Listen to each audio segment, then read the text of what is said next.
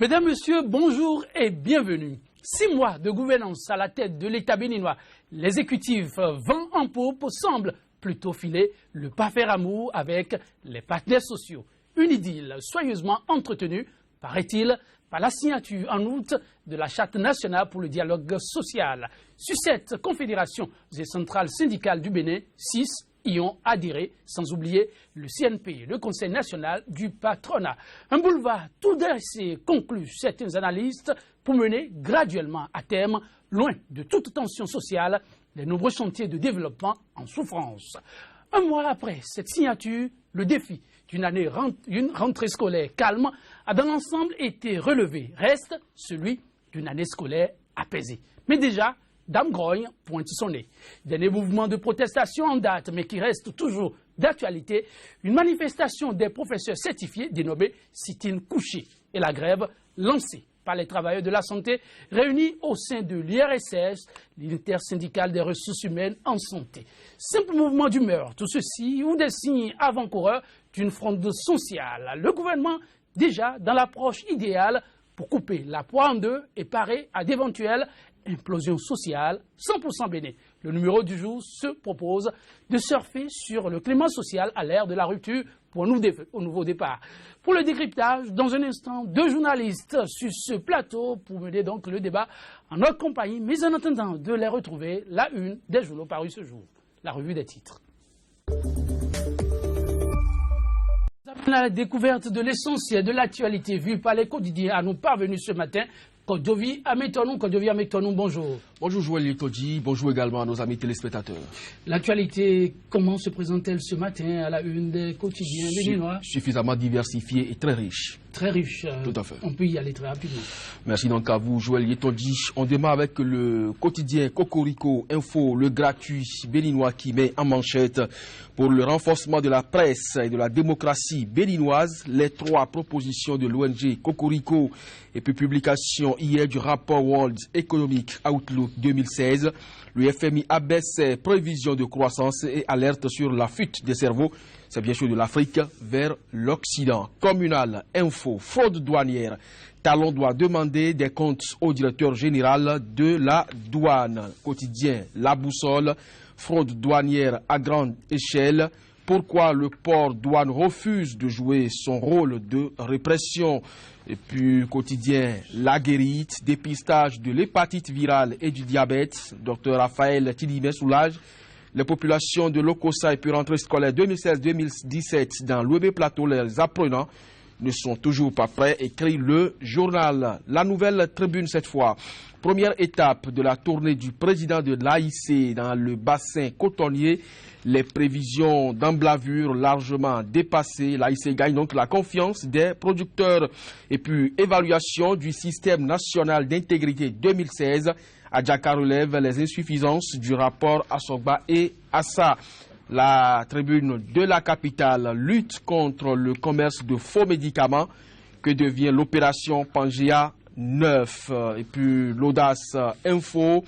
Fraude douanière et déversement au Bénin. Le DG douane peut-il dire qu'il n'est pas informé? S'interroge le journal Le Confrère de la matinée.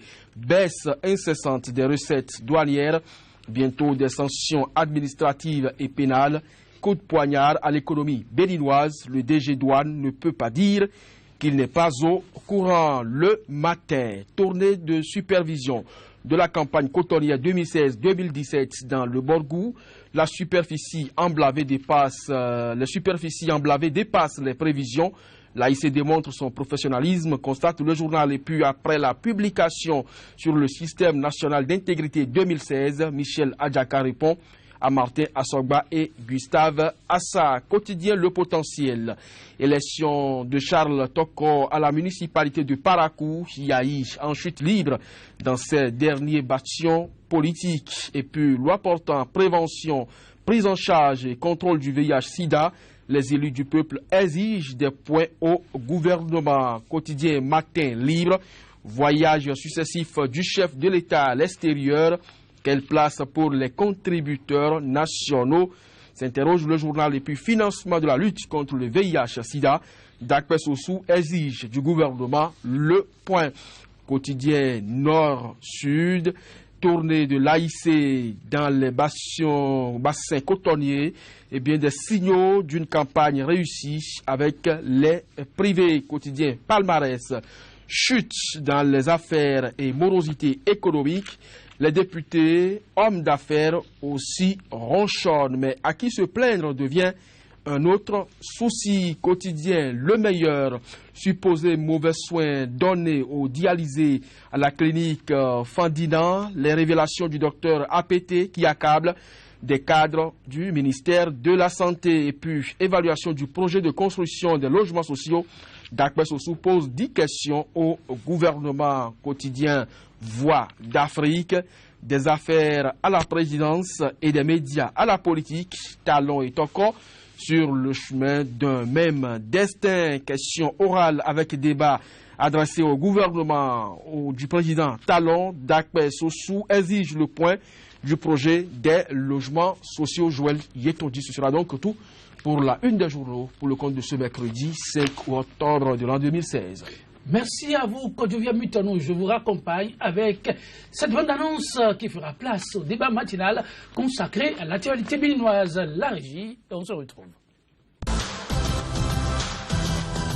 Sika TV fait désormais escale dans chacun des pays africains. Escale numéro 1, le Bénin.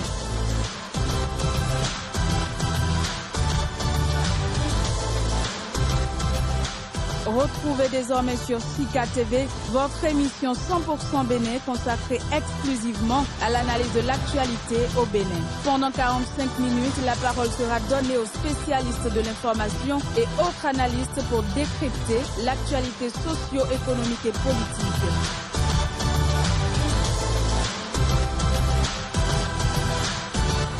« 100% Bénin, c'est du lundi au vendredi sur Sika, le vrai visage de l'actualité en Afrique.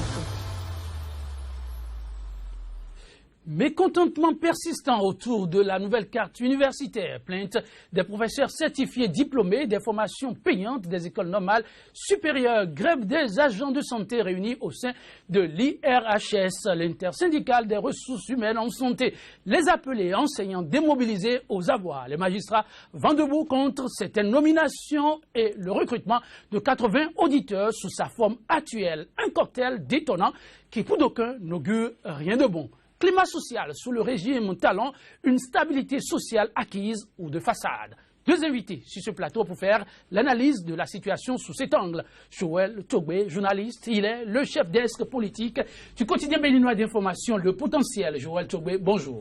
Joël Yetondi, bonjour à tous. Merci de répondre à notre invitation. C'est au plaisir.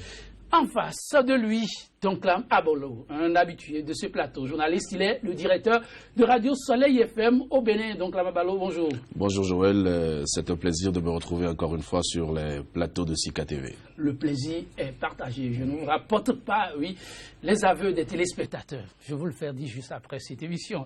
À la calmie relative règne de plus en plus comme une tension dans l'air et deux secteurs sensibles, pour ne pas dire trois, semblent donner le ton. Le corps enseignant, le corps médical et celui de la magistrature. Récemment, 140 professeurs certifiés ont dû dormir à la belle étoile pour, disent-ils, exiger juste une oreille attentive de leur autorité de tutelle, le ministère de l'enseignement secondaire, pour la reconnaissance de leur diplôme. Joël Togbe, vous avez suivi, votre journal a fait aussi écho de cette information. Comment personnellement vous l'avez apprécié, cette initiative de ces enseignants? Vous savez que nous parlons là d'un secteur névralgique de notre pays, le Bénin. Lorsqu'on parle de l'éducation, c'est la boussole du développement. Et lorsque nous avons donc observé cette descente dans les rues de Cotonou, par ces enseignants certifiés, ces professeurs certifiés qui se sont fait former à titre payant à l'école nationale supérieure de Porto-Novo, qui ont eu donc des diplômes professionnels. Nous avons donc fait longtemps le combat d'une professionnalisation de notre système éducatif du béninois. Et ces enseignants, au lieu donc de se contenter donc de leur diplôme académique qu'ils ont déposé pour être recrutés, reversés donc dans l'enseignement en 2007, c'est vrai, quand on va faire un regard, on va jeter donc un regard rétrospectif sur la politique de 2007 qui a conduit donc le président Boni Yayi à opter donc pour le reversement de ces enseignants dits vacataires. Il y a encore beaucoup de choses à redire. Mais sur ce, Lorsque nous avons donc observé ces descentes dans la rue de ces enseignants, nous on s'est demandé rapidement, mais écoutez, il y a un malaise profond qui commence donc par pousser comme un champion de terre. Il faut rapidement que l'autorité de tutelle, le ministère de l'enseignement secondaire, puisse donc prendre les taureaux par les cornes pour instaurer donc un dialogue inclusif avec ces enseignants pour que les diplômes soient reconnus, puisque ce qu'on demande ici, c'est clair. Les gens sont déposés à la base des diplômes académiques pour être donc recrutés, réversés dans l'enseignement. Et au fil du temps, dans un souci donc de professionnaliser leur carrière, ils sont allés donc suivre une formation certifié donc par un diplôme, délivré donc par le même État. Et je trouve que c'est juste et légitime qu'aujourd'hui, ces enseignants qui sont dans le secteur éducatif puissent réclamer ce qui leur revient de droit. Il suffit juste donc que l'autorité de tutelle mène les démarches nécessaires pour reconnaître leur capacité sur ce qu'ils demandent. Donc, Amabalo, vous avez suivi aussi cette sortie de ces enseignants. Ils disent que l'actuel chef d'État clame la compétence partout et la compétence, il l'offre gratuitement, juste qu'on le reconnaisse. Il ne l'offre pas gratuitement, pas du tout. C'est une compétence qui doit se payer. Puisque le président de la République lui-même, lorsqu'il parlait de compétences, a dit clairement que où qu'elle se trouve, eh bien, cette compétence sera recherchée et primée, et donc achetée à sa juste valeur. Il faut reconnaître que ces enseignants ont été très ingénieux. Moi, j'ai beaucoup aimé leur ingéniosité, parce que jusque-là, je les ai suivis dans une démarche qui les amenait à faire des marches, des conférences de presse, des sit-ins en plein jour. Mais là, ils ont trouvé l'idée géniale de faire un sit-in couché. Personnellement, c'est la première fois que j'entends parler d'un sit-in couché. J'ai vu les images et je me suis rendu compte qu'ils ont passé la nuit à la Belle Étoile, donc au ministère de tutelle. Je trouve que même si les gouvernants avaient jusque-là fait une oreille sourde, et désormais, ils ne pourront plus le faire, puisque tout le monde a vu que les enseignants ont passé la nuit au ministère. Pour moi, c'est important. C'est une nouvelle forme de lutte que je découvre là et que je salue. Maintenant, sur la pertinence des revendications, je trouve que les enseignants également sont en train de revendiquer ce qui est tout à fait légitime. Nous clamons la compétence. Nous voulons que, au niveau du système scolaire de notre pays, qu'on ait une amélioration au niveau des résultats. C'est tout à fait normal qu'on ait des enseignants compétents, puisque lorsque nous avons fait le diagnostic des maux qui ont miné le système éducatif, on a parlé des enseignants qui n'étaient pas compétents ou qui n'étaient pas qualifiés. Aujourd'hui, nous avons la possibilité d'avoir des enseignants qualifiés. Pourquoi ne pas les utiliser? Peut-être que ça a une incidence financière sur l'État béninois, mais c'est au gouvernement de discuter avec les concernés pour trouver un terrain d'entente pour que finalement l'école puisse bénéficier du savoir-faire et du savoir-être de ces enseignants-là qui ne demandent qu'à travailler. Voilà. J'espère que c'est entendu, ces appels et ces compléments. Mais ils ne sont pas seuls, ces enseignants, il y en a d'autres, ceux appelés les démobilisés du service militaire, qui ont une certaine aptitude. Joël Tchobé, ceux-là disent avoir fait 5 ans déjà du service, d'autres 8 et plus. Ils sont laissés à la traîne, pendant que d'autres, ayant fait moins qu'eux, ont été appelés par le gouvernement. Ils exigent qu'on puisse aussi se pencher sur le cas. Sur cette question des appelés militaires au service, des appelés au service militaire d'intérêt national, je pense que pour les plus vieux, ils savent ce qu'on appelle le JI, jeune institution révolutionnaire, donc qui a donc connu vraiment un développement sous les heures chaudes donc de la révolution avec le général Major Kérékou. Lorsque vous deviez donc servir l'État, on vous obligeait pratiquement à prendre donc par une formation militaire dans les camps. Ceci pour ne pas vous obliger forcément à devenir homme en uniforme. On va vous inculquer des valeurs civiques, des valeurs morales. On va vous amener donc à avoir un esprit nationaliste. Mais ceci, avec la démocratisation de notre pays, ce projet a connu donc une sorte d'hibernation. Et par la suite, on a vu Bouri Yahi, ancien chef d'État, dans les années 2007, renaître avec ce projet. Et pour beaucoup, c'était l'Eldorado, c'était l'occasion donc trouvée pour revaloriser donc les valeurs internes du pays, pour inculquer les valeurs républicaines à cette jeunesse-là qui était donc en proie à la déperdition totale, qui était donc en déphasage avec les normes de la société. Ceci étant, lorsqu'on a recruté en 2007 déjà les premières promotions donc de ces appelés au service militaire, je me demande, jusqu'à présent, on n'a pas encore eu une voix d'autorité qui nous ait brandi une plateforme juridique, la matière juridique donc, qui encadre le fonctionnement de ce corps spécifique, on n'a pas encore eu ça. Et maintenant, ce que les appelés réclament, Ils demandent qu'on puisse leur accorder un certain privilège dans le recrutement au niveau de la fonction publique. Alors que la Constitution du Bénin a dit clairement que tout le monde, tout citoyen a accès équitable à la fonction publique. Et nous savons que la voie réglementaire donc pour faire son entrée à la fonction publique, c'est les concours. Est-ce qu'ils ont passé un concours? Je ne pense pas. Donc,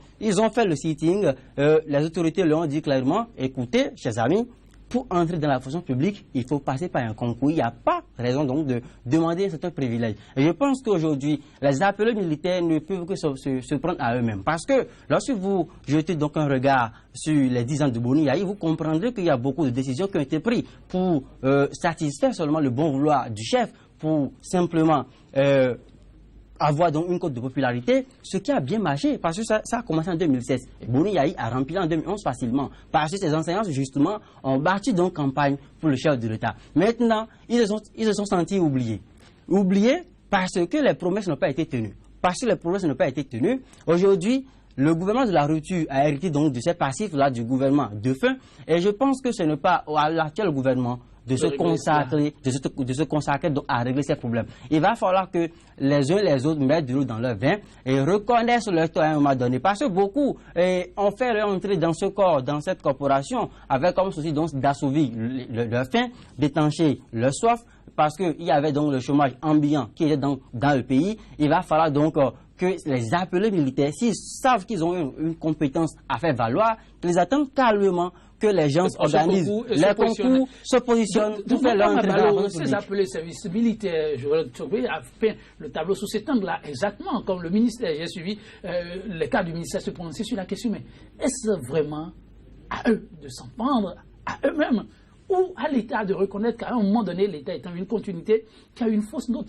parce que promesse leur a été faite, vous serez tous reversés. Et justement, c'était été reversé, mais pas eux. Oui, mais on ne peut pas se cacher sous le prétexte de l'État est une continuité pour continuer à gérer les avatars du régime précédent.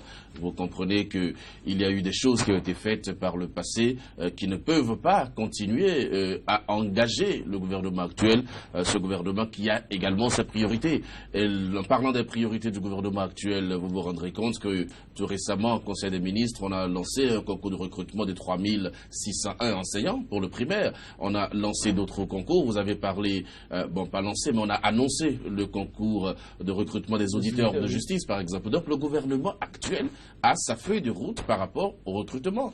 Et je suis complètement d'accord que tant qu'il n'y aura pas un concours pour faire intégrer dans la fonction publique les appelés au service militaire, je crains qu'ils ne soient en train de faire que du bruit. Parce qu'en réalité, il faut reconnaître que c'est un programme qui a été développé par le président Boni Yayi. J'ai même vu, et ça je me souviens d'avoir vu un conseiller technique ou un conseiller spécial du président lui-même se faire raser la tête et participer au service militaire. Après, qu'est-ce que c'est devenu? Est-ce que le programme a suivi son cours normal? Non, je ne pense pas. Donc, il y a eu des promesses qui ont été faites par le régime précédent, qui pensait rempiler une première fois et qui pensait après également positionner quelqu'un, ça n'a pas marché.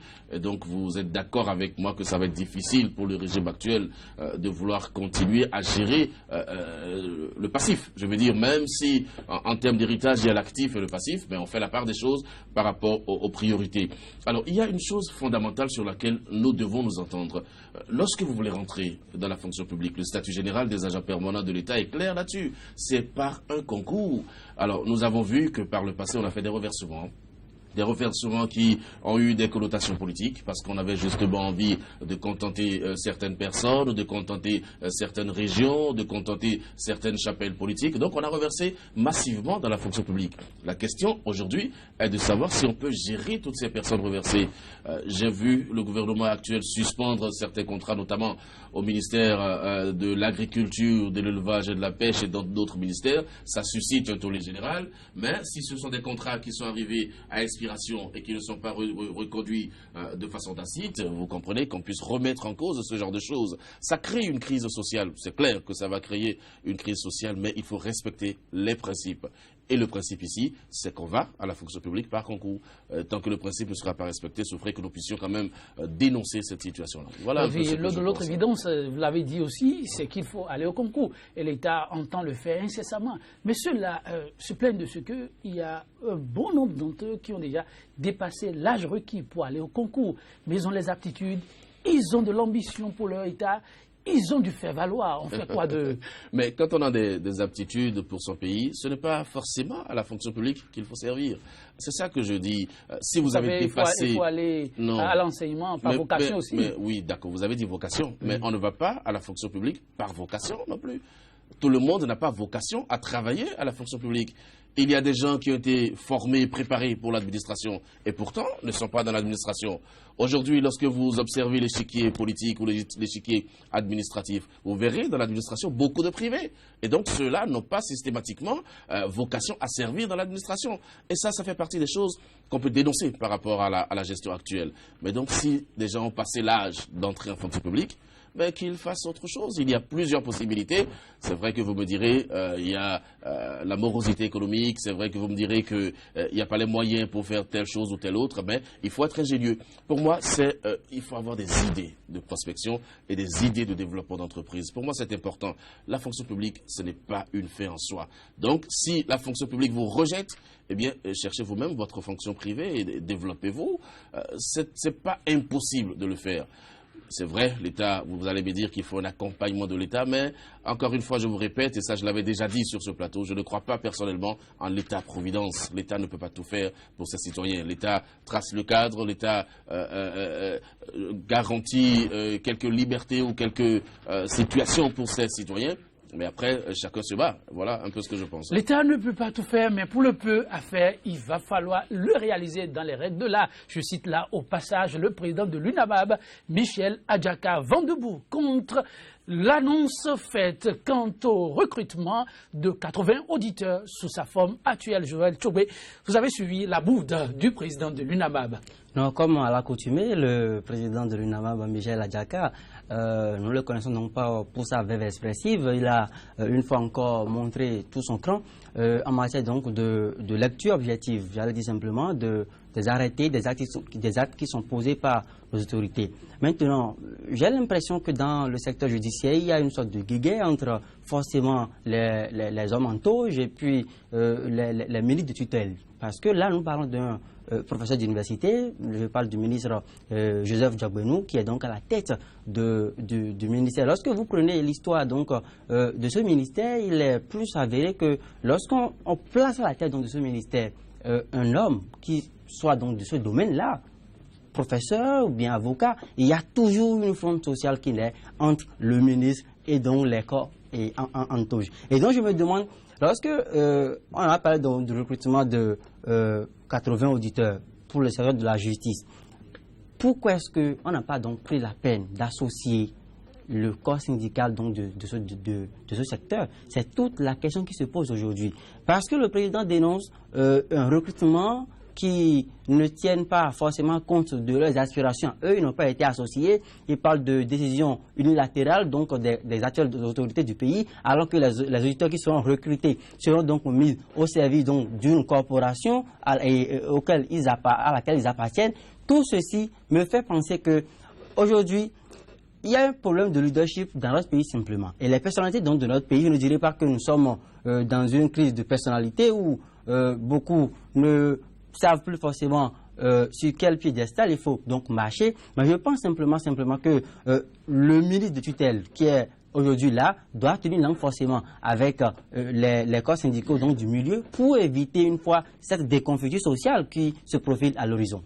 Donc la Mabalo, déconfiture sociale, vous voyez, on se rappelle que entre la magistrature, les magistrats plus spécifiquement, et l'exécutif, entre-temps, c'était pas la lune de miel.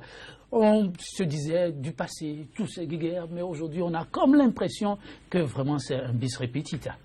Oui, il faut avoir l'honnêteté de le reconnaître. Mais je pense personnellement que le président de l'UNAMAB, le président Michel Adjaka, fait de la prévention. Parce que par le passé, il est resté échaudé par certains comportements du régime précédent. Voyez-vous, c'est vrai que les magistrats réclament un recrutement plus étendu, c'est-à-dire qu'ils veulent renflouer le personnel judiciaire parce que dans les revendications syndicales qu'ils avaient, les magistrats donc, ils disaient qu'ils n'étaient pas suffisamment en nombre pour traiter les dossiers.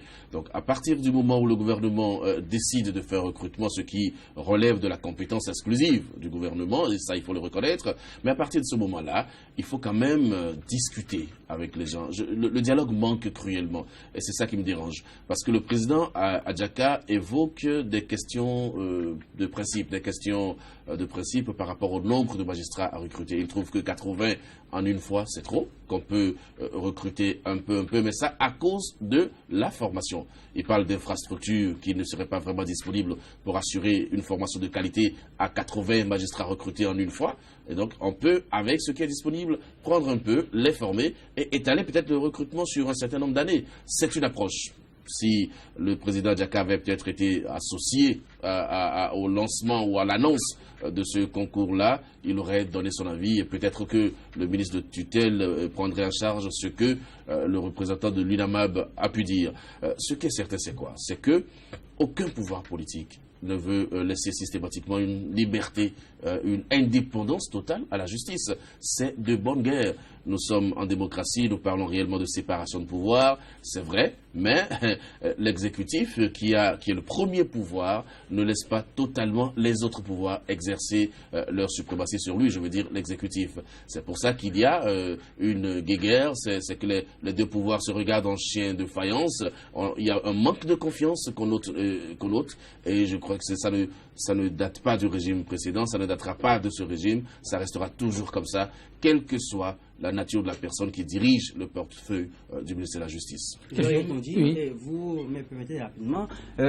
Je commence déjà aussi par nourrir une inquiétude par rapport à ce recrutement. Quand j'écoutais donc là il y a un instant, il a parlé de 3601 enseignants qui seront recrutés, de 80 auditeurs, et justement sur ce point précis, le président Michel Adjaka, qui pense qu'on peut étendre ce recrutement, a peut-être également anticipé, il n'est pas resté présentiste comme nos autorités, il a peut-être anticipé, il a prévu certainement ce qui pourrait se passer. Parce que vous savez que déjà le 6 avril 2016, dès la prise de pouvoir de l'actuel président de la République, son Excellence Patrice Talon, on a parlé donc de l'état négatif de la trésorerie nette du pays. Donc, et depuis lors, nous constatons une politique de récession économique et financière, histoire donc de payer les dettes contractées par l'actuel et par le régime de fin. Alors, je me demande sur quelle base alors, sur quels critères le gouvernement actuel lance donc ces recrutements? Est-ce qu'ils ont déjà fait une étude d'incidence financière en termes de masse salariale par rapport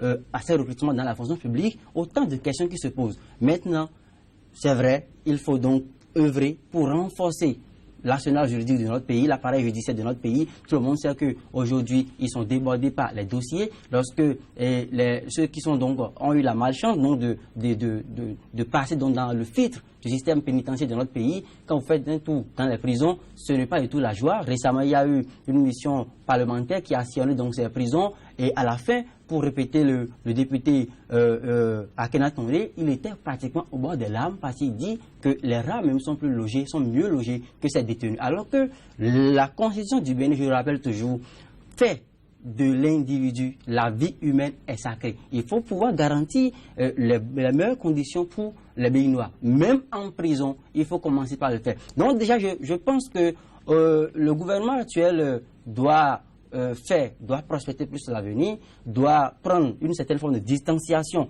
par rapport aux exigences du peuple.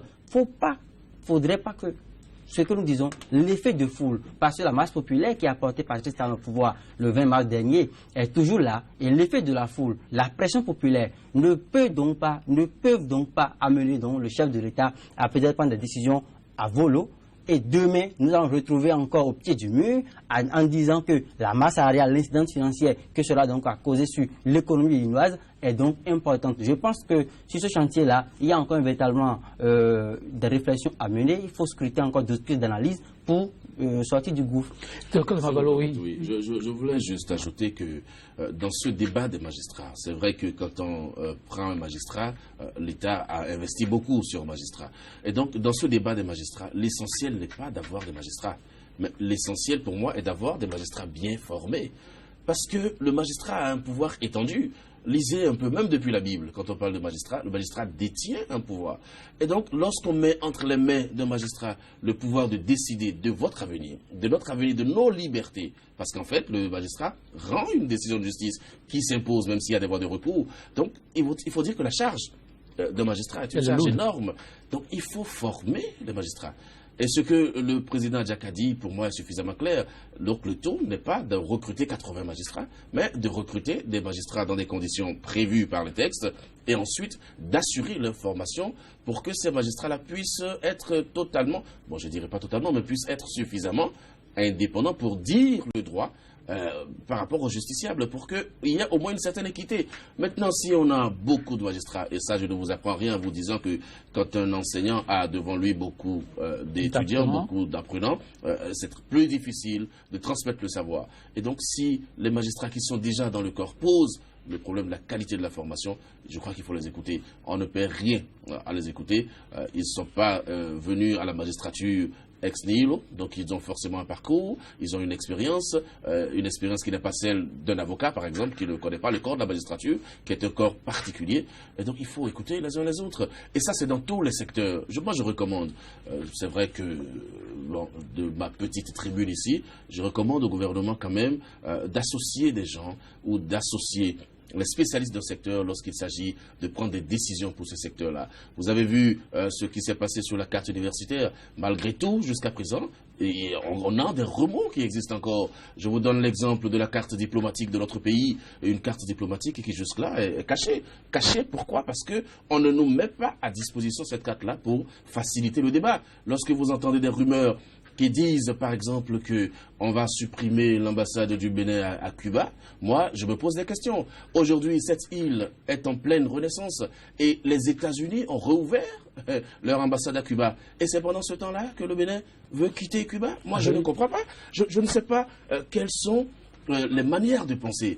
Le Bénin veut supprimer son ambassade, par exemple, au Maroc, avons-nous appris. Mais moi, je suis surpris lorsque j'entends ça, puisque le Maroc investit énormément en Côte d'Ivoire. Aujourd'hui, lorsqu'on parle de la coopération bilatérale, vous allez voir ce que le Maroc fait en Côte d'Ivoire. Mais sur l'énergie électrique, nous avons énormément à apprendre du Maroc. Donc, il faut que les gens communiquent suffisamment pour nous donner la possibilité de faire des débats techniques sur des questions techniques. On a entendu parler de la suppression possible de l'ambassade du Bénin en Côte d'Ivoire. La Côte d'Ivoire, c'est la première puissance de l'espace UEMOA. Donc, il y a des choses qu'on ne nous dit pas pour ne pas faciliter les débats.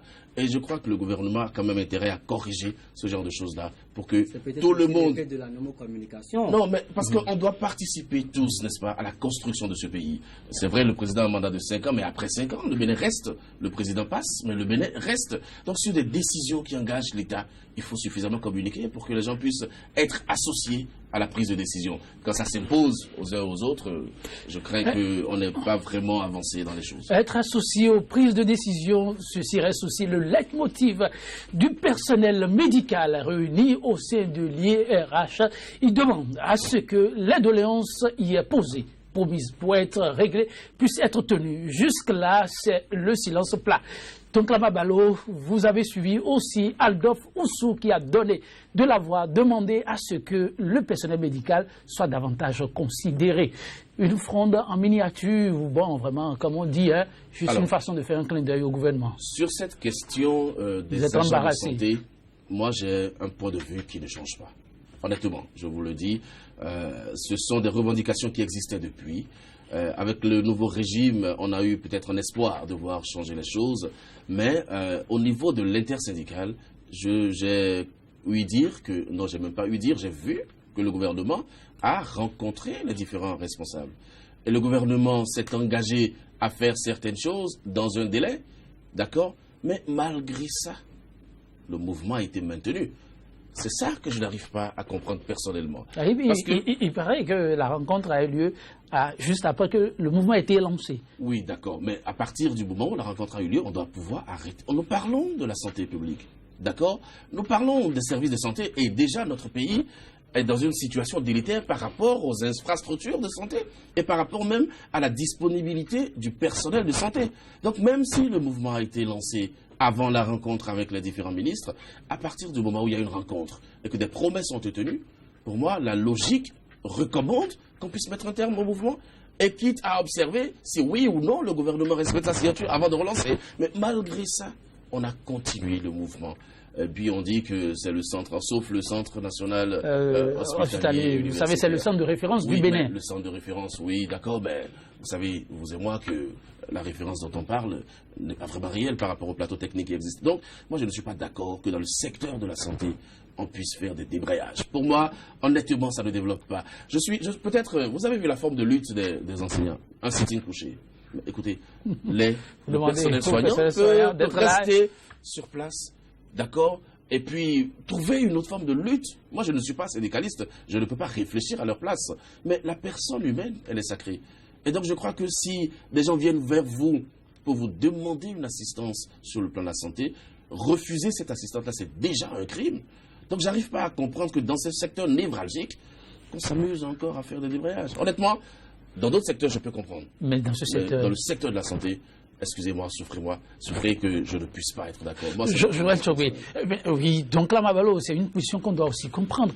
Mais de l'autre côté, on se demande comment se fait-il que les autorités souvent laissent ces travailleurs plutôt spécifiques du genre aller en grève? On peut toujours l'éviter. Ça renvoie à ce que nous disions il y a un instant lorsque nous étions d'opiner sur cette question donc, avec les ACE. C'est un problème de dialogue social. C'est tout ce qu'il y a. Je pense qu'il y a encore un travail à faire, un profond travail à faire à ce niveau. Il n'y a pas du tout. J'ai l'impression que les autorités de notre pays fonctionnent en déconnexion totale avec les corps de métier.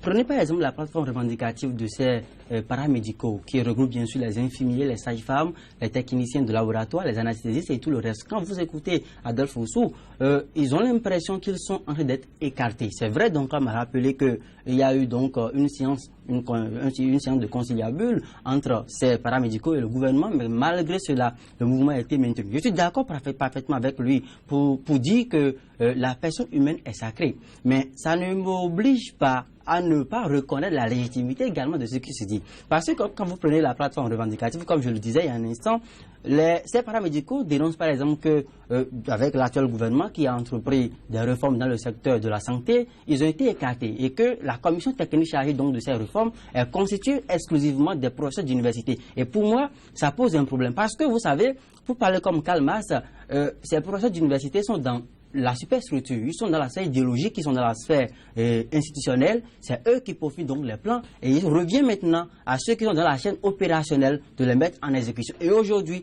soyons unanimes sur ce plateau pour reconnaître que ces paramédicaux, donc en ballot, sont dans la chaîne opérationnelle. Ce sont eux qui mettent en exécution les politiques sectorielles définies donc au sommet de l'État. Maintenant, qu'il y a une réforme qui a été donc envisagée, c'est normal qu'ils soient associés pour que leur voix puisse être portée. Parce que demain, la crainte qui est là, c'est que lorsque ces réformes seront donc peaufinées et finies, ils vont donc venir vouloir donc les appliquer.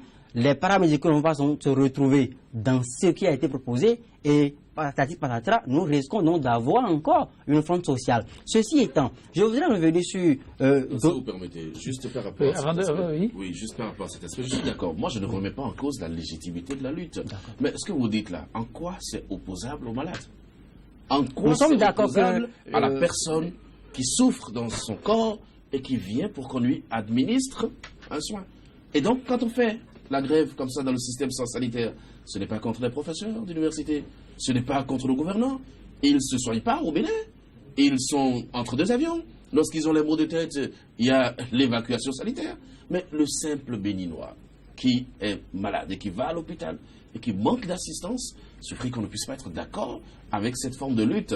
Moi, c'est tout ce que je dis. Je défends la mère et l'enfant. Je défends les petites gens. Donc, mais le gouvernement a pris des décisions. On n'a pas associé l'intersyndical. L'intersyndical discute avec le gouvernement prend des engagements, on continue, malgré la prise de ces engagements-là, à faire le mouvement, mais les conséquences, qui payent? C'est toute la question. Vous savez, cette affaire de rencontre, malgré une rencontre que le mouvement a continué, n'est que pour moi l'expression d'une crise de confiance énorme et grandissante qui s'observe dans le pays. Il y a par le passé les centrales syndicales qui ont tenu donc langue avec le gouvernement, des promesses ont été faites, mais malgré tout, rien n'a été donc réalisé. Et je pense que les paramédicaux, j'essaie de les comprendre comme Aval. Moi, j'essaie de les comprendre. Je ne dis pas que la mère et l'enfant que vous défendez, que je ne les défends pas également. Parce que ce sont nos mères, ce sont nos soeurs, ce sont nos enfants, ce sont peut-être nos petits frères. Maintenant, lorsque nous finissons de reconnaître ça, et que nous savons que ces paramédicaux ne doivent peut-être pas faire une cessation radicale donc, du travail, parce que nous parlons là de la santé, et qui parle de la santé renvoie donc à la vie, à la préservation de la vie. Je pense qu'il faut essayer également de comprendre l'esprit de la lutte qu'ils sont en train de mener. Aujourd'hui, il y a une crise de confiance. Ça veut dire que quoi? L'intersyndicale est en train, comme ils ont notifié ça dans leur plateforme revendicative, ils sont en train simplement de faire une grève d'avertissement qui a cours depuis hier et qui va prendre fin si tout va bien. Aujourd'hui, c'est une grève d'avertissement. Maintenant que cela a été fait, malgré la rencontre, il revient maintenant aux actuels gouvernants de notre pays de renforcer plus le dialogue social avec ces paramédicaux-là, histoire d'aplanir les divergences internes, les conflits internes, pour ne pas donc laisser la situation pourrie. Maintenant, on parle également de paiement de primes de logement, de paiement de primes de risque, de motivation et tout le reste. Tout ceci, il faut rappeler que c'est l'ancien régime. C'est sous l'ancien régime que tout ceci a pris corps. Parce que le régime qui est là actuellement, je ne pense pas que les mouvements, les revendications qui sont donc étalées à la place publique datent de leur époque. Et la solution, comme vous le dites, reste le dialogue. Le dialogue social. Donc là, Mabalo, le dialogue, est-ce qu'on l'aura avec la rentrée académique qui pointe à l'horizon? On sait qu'il y a des cas des étudiants qui vraiment ont été réglés. Mi figue, mi raisin, il y a des enseignants qui ne sont pas totalement pour la nouvelle carte universitaire. Et de l'autre côté, ça grogne sérieusement. On pourra sortir la tête de l'eau? Je ne veux pas parler des étudiants. Je ne veux pas parler des étudiants, simplement pourquoi? Parce que j'ai eu une position par rapport aux étudiants sur ce plateau. Je sais ce que ça m'a coûté. Et donc, les étudiants? Oui, bien sûr. Vos frères? Je ne veux pas parler des étudiants. Bon, parlez des enseignants. Je vous le dis. Le temps est complètement parti. Alors, le dialogue, il est important et essentiel. Il y a une charte nationale qui a été signée, une charte sur le dialogue social, même si certains syndicats ont rejeté cette charte, mais une charte reste une charte. On n'est pas obligé d'être parti à une charte. Donc, ceux qui ont signé cette charte-là sont peut-être astreints au respect de certaines choses. Donc, ça veut dire quoi? Ça veut dire qu'il y a une volonté, n'est-ce pas, d'instaurer un dialogue social. Le gouvernement précédent n'a pas eu la chance de voir cette charte signée parce qu'il y avait une crise de confiance. On disait que le gouvernement ne respectait pas sa signature. Aujourd'hui, on a un nouveau gouvernement qui apparemment a donné un peu confiance, a redonné un peu confiance aux acteurs sociaux au point d'avoir la signature de cette charte. Donc moi, je recommande encore une fois qu'il y ait le dialogue parce que sans dialogue, on ne peut pas aller de l'avant. Ceux qui nous dirigent n'ont pas la science infuse. Il y a bien des gens qui devraient les entourer et les orienter sur la prise de certaines décisions.